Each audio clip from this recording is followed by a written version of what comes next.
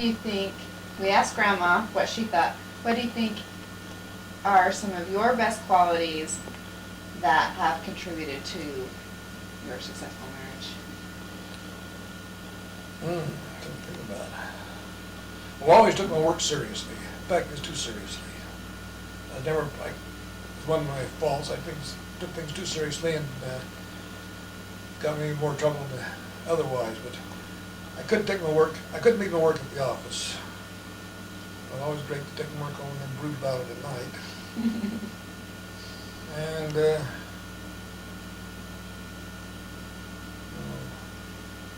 see. What do I think about? Dependability.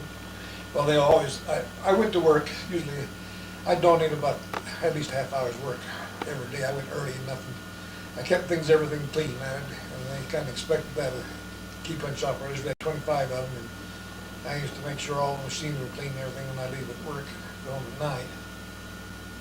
Where did you work? Well, start from the beginning of where?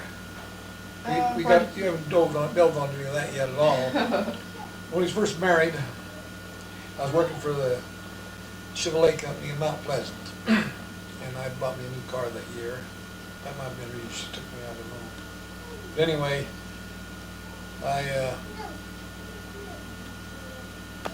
Okay, I'll ask you, Will, what do you feel like your greatest accomplishment is in this life? How about we start with you, Grandpa? well, we started out with nothing, but we've ended up with a great deal.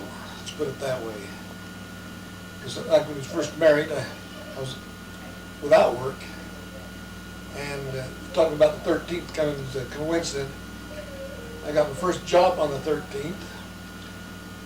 Had telephone extension 13 in the office when I was drafted. I was 13 in the infantry. I was 13 in the calls in the Army at that calling.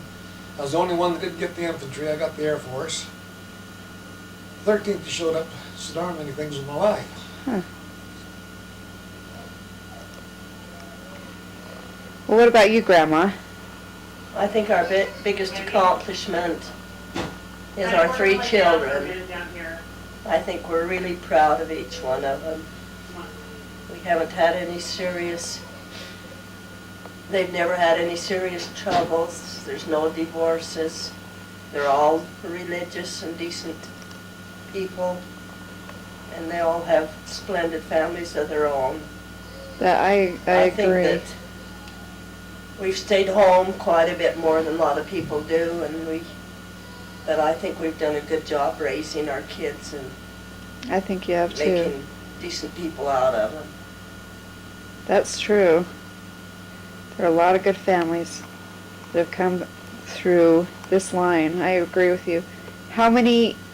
You have 3 children. How many grandchildren and great-grandchildren And do you have? 16 grandchildren. We lost 2 besides that. And we're just had our 21st great-grandchild and 2 more on the way. Wow. What a posterity. And more coming all the time. Let me tell you something funny. We went about 6 months ago to a steak party, high priest party, and they wanted to know who had served in one calling in the stake the longest In the church. in our stake. Uh-huh. And I got the prize for that, Oh, wow. having been librarian for 31 years. Ward librarian and part of the time meeting house librarian. And then they asked who had the most grandchildren.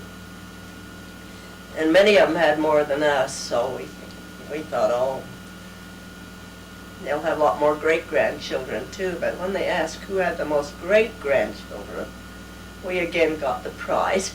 In our whole stake, we had Wow. more Good for you. great-grandchildren than anybody at the party, and there was many there, That was 4 wards. probably 100 or More than 100. more than Wow. 100. Yeah. Good. She darned closely, but should have got maybe more things out of life. I'd like to have the money, of course, in the financial status I am right now when I was raising my family, because when I raised my family, I was packing every dime I had in my wallet from payday to payday, paid once a month. Wow. No savings account, no checking account. Wow, and you still did okay. Tell them when Margie was born, and we lived up in Rogerson's. What we paid for rent, what we paid for car payment. Well- Do you remember that? Started out first married, it's hard for people to believe. We lived with the folks for 2 or 3 months after we was married, and I got me a place to live in Fairview. I was working just north of Fairview. Our rent was $5 a month. Ooh, how would that be? Yeah, of course, we had a kitchen and a bedroom and a pantry and an outside privy. Oh, wow. And that's where Nelva was born. Then we went to Mount Pleasant. We rented a place there, $15 a month. And when Nella was born, the doctor bill was $30, and the nurse charged $10 for staying with her for 10 days. Jeez. Times have changed, huh? Haven't they changed? Wow. Now it takes half your salary to have a baby. Yeah, that's She true. started out with Nelva, or with Marjorie. She had appendicitis attack and had to have her appendix operated on. She was quite a few months along with the baby, and they was afraid they might lose the baby, but fortunately we didn't. And that was Marge, That's why. Yeah. my mom. I think I was about 3 or 4 months along. Instead of gaining weight, I was losing. Uh-oh.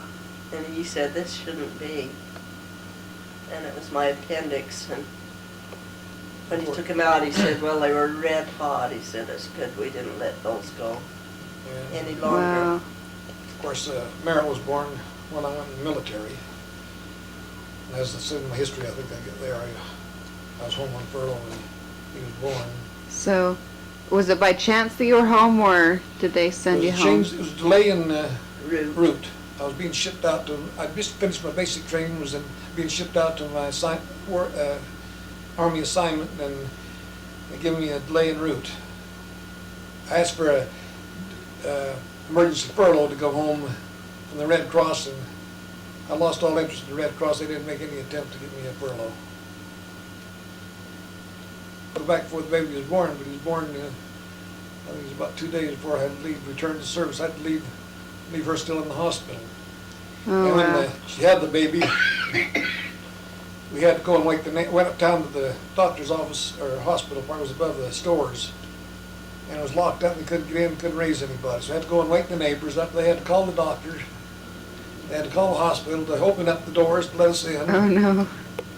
By then, I was nearly having the baby. And the rooms were all full, so they had to put her in the hallway. Oh, dear.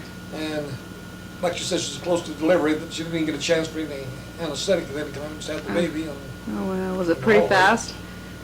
pardon me? Was the labor and delivery pretty fast? That was Merrill. Yeah. That's Merrill. He was a big baby. 9 pounds. Wow. Margie, I never did get very big with Marge because of this appendicitis operation. You know, that took me down quite a bit. Uh-huh. People wanted to know where I was hiding her. But I was really big with Merrill. And is Meryl the youngest? Yeah. Just had 3. So it's Nelva, Marge, And then I had a Meryl? tubal pregnancy after that, and then I never got pregnant again, so I fainted. Oh, well. Years later, she wanted to have another, but I told her not at that age. I said I'd have to be retired before they grew up, and I'm not going to go through that.